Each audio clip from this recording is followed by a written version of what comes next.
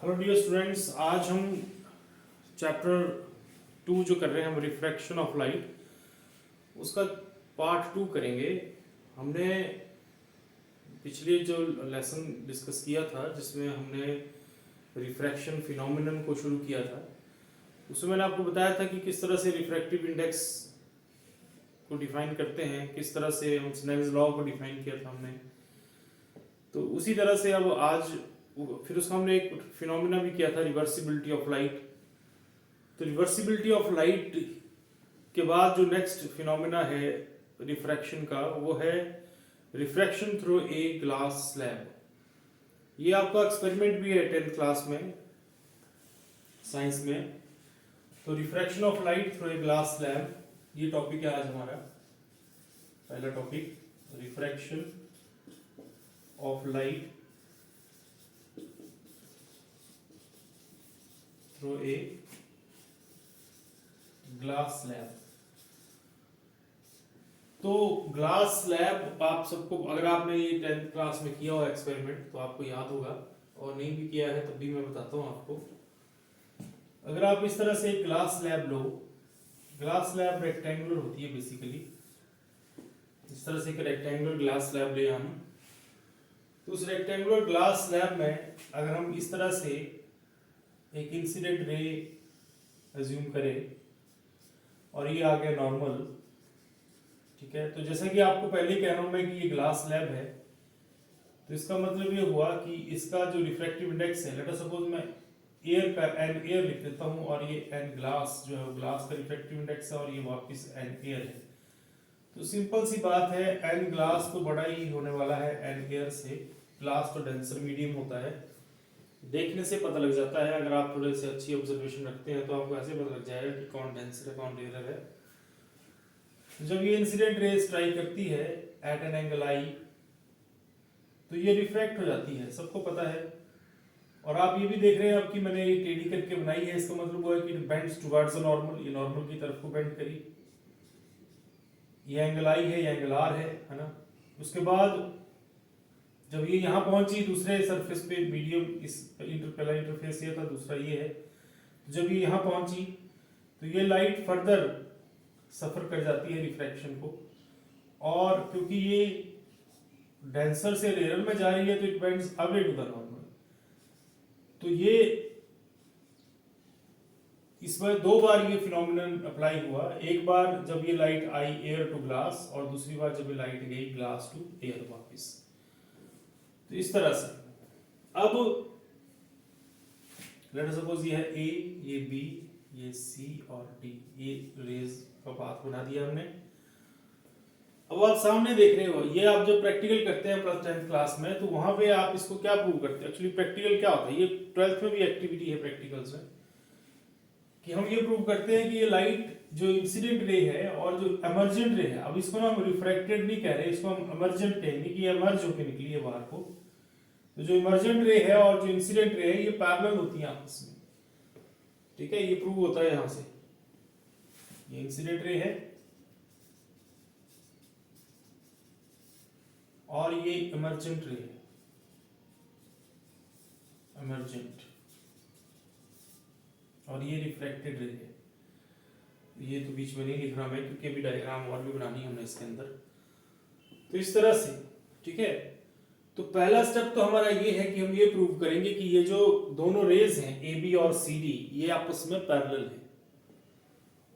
Parallel तभी होंगी अगर एंगल आई जो है वो एंगल ई के बराबर आ जाए। तो यहाँ पे ये तो प्रूव हो जाएगा, अभी हम फाइंड आउट कर देंगे कि एंगल आई जो एंगल ई के बराबर है। इसके अलावा हम एक और चीज इसमें फाइंड आउट करेंगे, और वो है कि ये जो पाथ डेविएट हो गया, देखो असली रास्ता ये था, ठीक है, असली रास्ता ये था और ये निकली किसी और जगह से।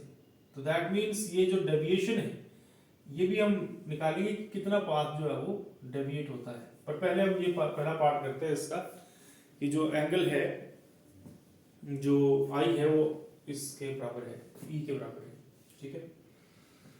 तो when light goes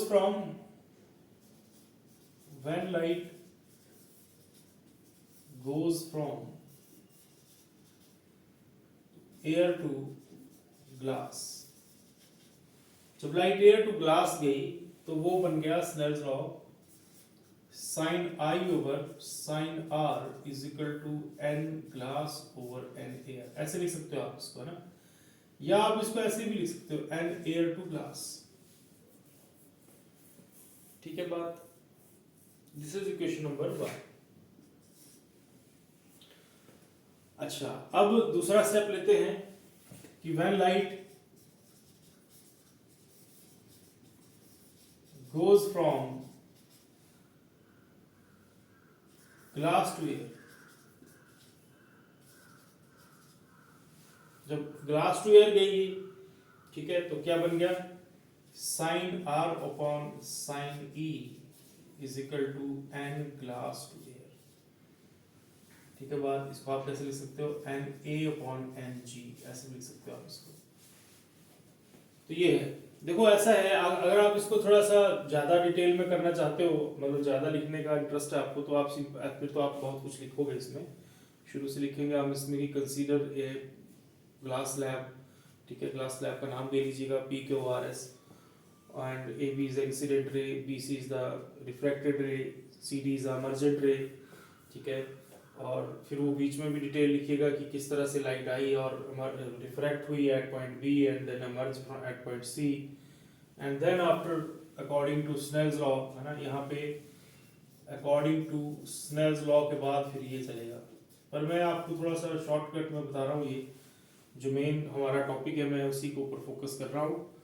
वैसे अदरवाइज इसमें बहुत कुछ और भी आप लिख सकते हैं। अच्छा, अब इसको मल्टीप्लाई कर दीजिए, दोनों को मल्टीप्लाइंग 1 and 2, मल्टीप्लाइंग 1 and 2, तो वी गेट, तो हमें क्या मिला इसमें, हमें मिला sine i over sine r into sine r over sine e is equal to N glass over n air into n glass n air over N glass. ठीक है, लेफ्ट हैंड साइड से मल्टीप्लाई हो गया और right hand side से ये cut गया आपस में, सही बात है। यहाँ साइन आर भी कट गया आपस में, और बचा क्या, sine I is equal to sine E, और I angle I is equal to angle E. ठीक है बात। अच्छा, एक बात और ध्यान रखनी है आपने कि ये दोनों आर ही बने थे, ये जो एंगल थे ये आर ही थे, क्योंकि अल्टरनेटिंग एंगल है। देखो ये पैरेलल रेज है आपस में, जो दोनों नॉर्मल है, दोनों नॉर्मल्स जो है वो आपस में पैरेलल है, तो जो एंगल आर है ये दोनों का ही सेम है, ये वाला और ये वाला, इसीलिए कट गया आपस में।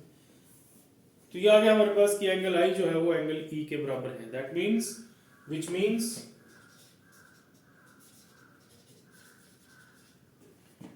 AB means incident ray. Incident ray is parallel to CD. CD is emergent ray.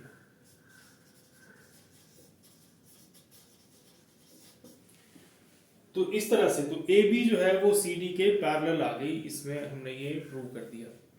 ठीक है ना, मगर लेटरली डिस्प्लेस्ड पैरेलल है और लेटरली डिस्प्लेस्ड है। डिस्प्लेस्ड मतलब रास्ता आपको पता है, मैंने शुरू में बता दिया आपको कि उस रास्ते से नहीं निकल रही जिस रास्ते में वो चल रही थी।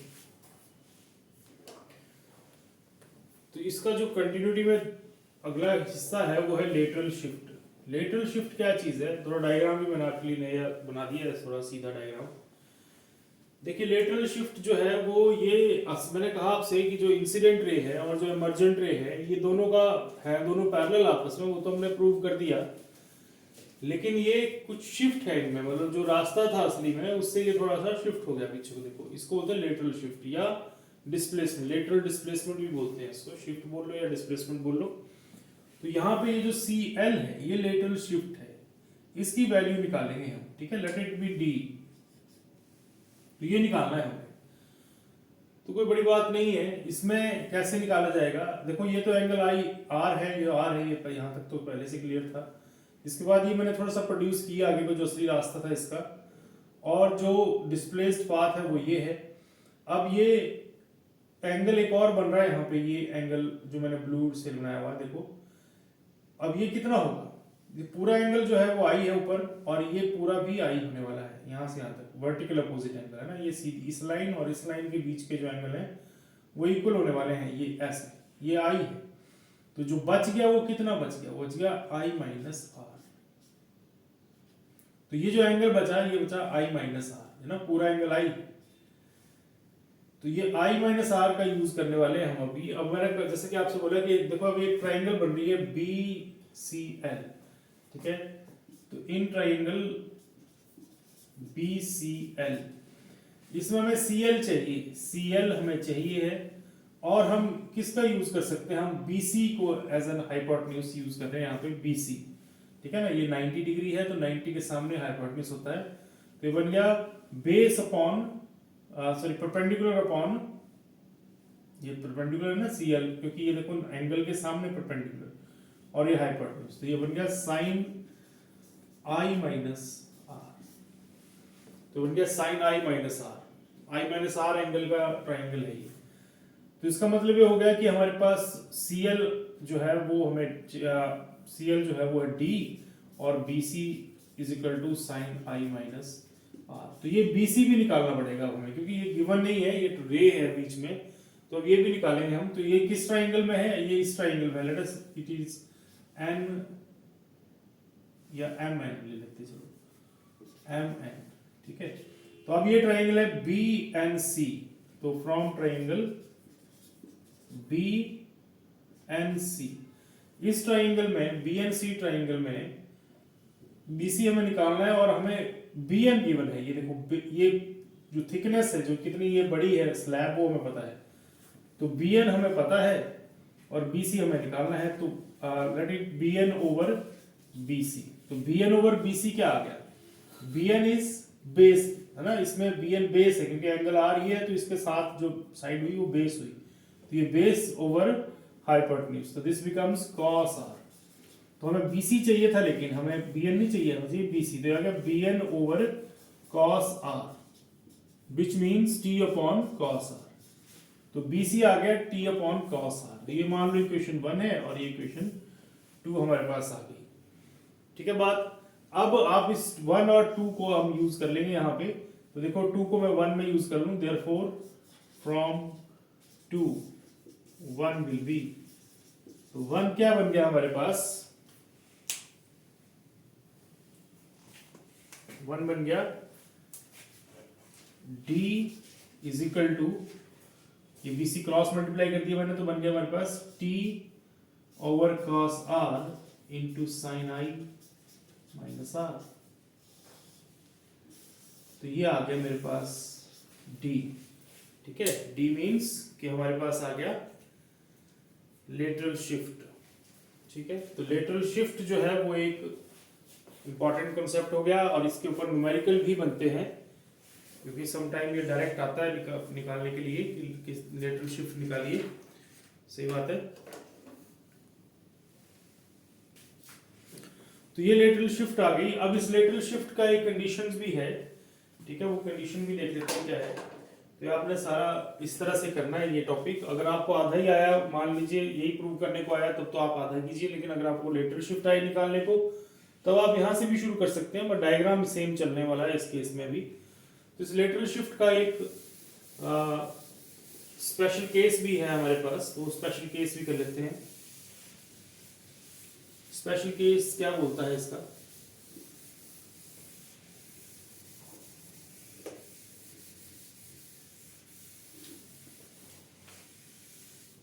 तो ये लेटरल शिफ्ट जो है ये मैक्सिमम होगी if cos r is 1। Lateral shift will be maximum if cos r is equal to 1। तो cos r 1 कब होगा, आपको पता है cos 1 कब होता है, when r is 0 डिग्री, ठीक है। जब r जो है वो 0 डिग्री हो जाएगा, तो this cos r will be 1, ठीक है। एंड ये पहला ये, एंड जो साइन i माइनस r है, ठीक है, साइन i माइनस r जो है ये भी क्या हो जाए हमारे पास 1, ठीक है। तो इसका मतलब ये हुआ कि i कितना चाहिए यहाँ पे 90 डिग्री, आर 0 और आई 90 डिग्री, तो साइन 90 जो है वो 1 हो जाएगा। तो उस केस में जो डी है वो मैक्सिमम हो जाएगी, ठीक है। दैट मीन्स कितनी, टी के बराबर, जितना ये स्लैब की थिकनेस है उतनी शिफ्ट जो है वो इसमें आ जाएगी, ठीक है। मतलब स्लैब के कॉर्नर्स पे ही आ जाएगा सारा concept. Then that means in that case T will be equal to, D will be equal to T, that is thickness of slab. इसके बाद एक बिल्कुल ऐसा ही एक छोटा सा टॉपिक और कर लेते हैं, और वो है रिफ्रैक्शन थ्रू ए मल्टीपल और कंपाउंड मीडिया। तो मल्टीपल और कंपाउंड मीडिया कौन से मीडियम होते हैं जनरली, जिसमें एक दो से ज्यादा है ना, या तो पहले जो था आपके पास दो मीडियम थे, एयर एंड ग्लास, अब हम तीन मीडियम ले लेते हैं, एक एयर, एक वाटर और एक ग्लास, ऐसे तीन मीडियम हमने ले लिए। तो अब तीन मीडियम हो गए, अब ये कंपोजिट मीडियम बन गया। आप और भी ले सकते हो, ऐसा जरूरी नहीं है तीन ही लेने आपने, ठीक है ना, लेकिन ये कॉमनली अवेलेबल मीडियम है हमारे, और इजी भी है, समझना भी आसान है। हमें समझने से मतलब है मेन टॉपिक, और ऐसे कॉम्प्लिकेट करने से कोई फायदा नहीं।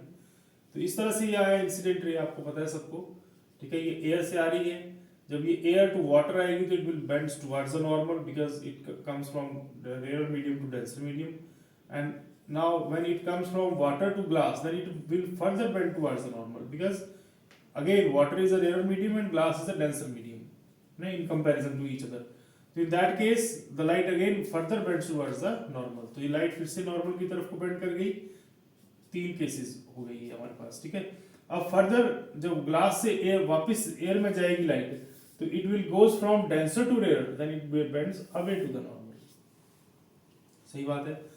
तो दिस मीन्स ये आ गया एंगल आई मान लीजिए, और ये आ गया एंगल R1, ये भी R1 क्योंकि अब अल्टरनेटिंग एंगल्स हैं, लेट इट बी R2, और ये इसी तरह से ऐसे ये आ गया R2, और ये एंगल E, ठीक है बात। तो A B C D and E, तो ये आ गया आपके पास। तो सिंपल सी बात है, आप सबको पता ही है अब ये, and glass is greater than and water is greater than and air, है ना। तो यहाँ पे इस तरह से मीडियम है। तो अगर स्नेल्स लॉ लगाऊंगा इस पे सीधा ही, तो स्नेल्स लॉ क्या बोलता है देखो, अकॉर्डिंग टू स्नेल्स लॉ किसके लिए, पहला केस लेता हूं मैं, when light goes from air to glass, air to water, sorry पहले वाले केस में है ना, जब एयर टू वाटर जा रही है लाइट, तो in that case Snell's law कहता है sine i over sine r, यहाँ पे R1 है, sine i over sine R1 is equal to N glass over n air. आप ऐसे लिख सकते हो जैसे मैंने शुरू में बताया, एन एयर टू ग्लास, ठीक है ना। हमारा काम इसको ऐसा, इसको चाहे आप ऐसे लिखो चाहे ऐसे लिखो, इससे कोई फर्क नहीं पड़ता, हमें लास्ट में यूज में दोनों ही आ जाने हैं। This is question 1। Second, when light goes from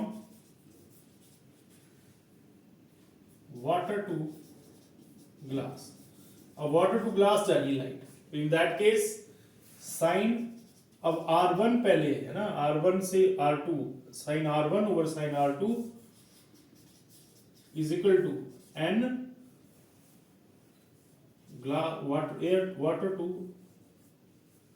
water to glass। मगर जब आप इसको डिवाइड के फॉर्म में लिखोगे तो ऊपर ग्लास आएगा और वाटर नीचे आएगा, ऐसे, ठीक है बात। तीसरा step, when light goes from glass to air, अब glass to air last stage में, in that case sine R2 over sine E is equal to N glass to air, ठीक है, या N air over N glass. Number 3। तो ये तीन equations बन गई हमारे पास। पहली इक्वेशन बन गई ये, ठीक है, दूसरी इक्वेशन बन गई ये, और तीसरी इक्वेशन बन गई ये। हम अब इन तीनों को मल्टीप्लाई कर देंगे, ठीक है, इन तीनों इक्वेशंस को हम मल्टीप्लाई कर देंगे आपस में। तो multiplying 1, 2 and 3 we get multiplying 1, 2 and 3। तो क्या मिल गया हमारे को? हमें मिल गया लेफ्ट हैंड साइड से left hand side sine I upon sine R1, sine R1 upon sine R2, sine R2 upon sine E is equal to आ गया हमारे पास। ये मैं नीचे लिख देता हूं, शायद साइड से कट जाए ये। तो n नीचे मल्टीप्लाई करके आ गया, n air to glass into n glass to air to glass, sorry air to water. यहाँ पे थोड़ा करेक्ट कीजिएगा, सही ये गलत हो गया, यहाँ पे वाटर आएगा पहले ना, वाटर और ये भी वाटर, एयर टू वाटर जा रहा है पहले ना, एयर टू वाटर। तो यहाँ पे एयर टू वाटर, फिर वाटर टू ग्लास, फिर glass to air, air to water, water to glass, glass to air. ठीक है, तो ये करेक्शन कर लेनी है। तो यहाँ पे आ गया n air to water into n water to glass into n glass to air. तो ये तो सारे कट गए स्टेट वेज, है ना, ये सब आपस में ये कट गए। साइन ई और आई भी बराबर होता है, ये हम पहले प्रूव कर चुके हैं, इसलिए ये भी काट रहे हैं हम। दैट मीन्स ये आ गया n air to water into n, ऐसे तो ये भी कट जाएंगे ना, मगर हमें उसको काटना नहीं, हमें एक फॉर्मूला बनाना है इसका। तो 1 ये आया, कटेंगे तो ये 1 ही आएगा ना, राइट हैंड साइड बराबर हो जाएगी लेफ्ट हैंड साइड की। तो इस तरह से तो ये हमारे पास आ गया कॉन्सेप्ट जिसको बोलते हैं multiple diffraction through a multiple compound media या refracting media, multiple refracting media. ठीक है बात। तो आप किसी एक को परली तरफ ले जा सकते हो, इसके और फर्दर एक्सटेंशन फॉर्मूले हैं, n air to water into n water to glass is equal to 1 upon n glass to air. अब आप इस पे प्रिंसिपल ऑफ रिवर्सिबिलिटी लगाओगे तो आपके पास ये बन जाएगा n water to glass is equal to n air to glass. सही बात है। तो ऐसे भी बोल सकते हो आप इसको, ये इनके फर्दर न्यूमेरिकल पे डिपेंड करता है किस तरह से आएगा। जिस तरह से न्यूमेरिकल आया उस तरह से ये फॉर्मूले आपके पास आ जाते हैं। ठीक है बात। तो ये इंपॉर्टेंट है सारा। तो ये टॉपिक नंबर 2 था आज का। ठीक है, तो आपने ये इतना करेंगे आज हम इसको, ये चैप्टर 2 चल रहा है रिफ्रैक्शन ऑफ लाइट, एक बड़ा चैप्टर है ये। तो इसमें आपने ये आज पढ़ा कि किस तरह से रिफ्रैक्शन मीडियम में होती है। जो पहले हमने ग्लास स्लैब ली, फिर हमने मल्टीपल स्लैब्स लिए। ठीक है, तो ये आपने पूरा कर लेना है कंप्लीट। बाकी वीडियो को अच्छा लाइक कीजिए, सब्सक्राइब कीजिए और थोड़ा स्प्रेड कीजिए। ठीक है, नॉलेज को स्प्रेड कीजिए। All the best.